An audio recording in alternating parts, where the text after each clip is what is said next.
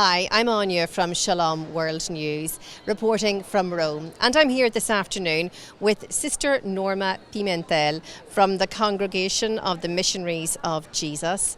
And she works in the Rio Grande in Texas with refugees who are crossing the border into the United States. Sister Norma, I believe that you had a very special encounter 10 years ago. I did. Would you like to share it with us? Of course. It was such a beautiful time when Pope Francis actually met with our community back in South Texas at the Rio Grande Valley. And he wanted to meet the refugees, the families, but he also said he wanted to meet me, and it was such a beautiful moment that he called me out and says, Ben, get closer so I can meet you, I can talk to you.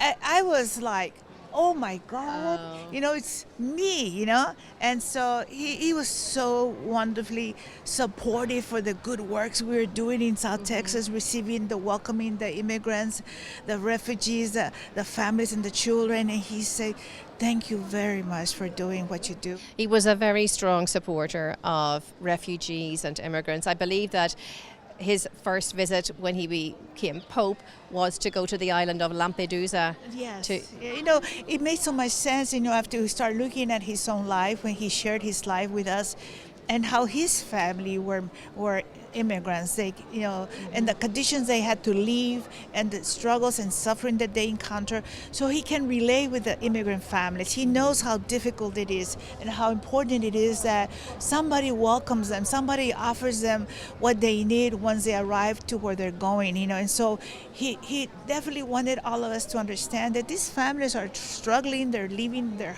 everything behind that matters to them. And they're only coming because they feel safer coming to another part of the world.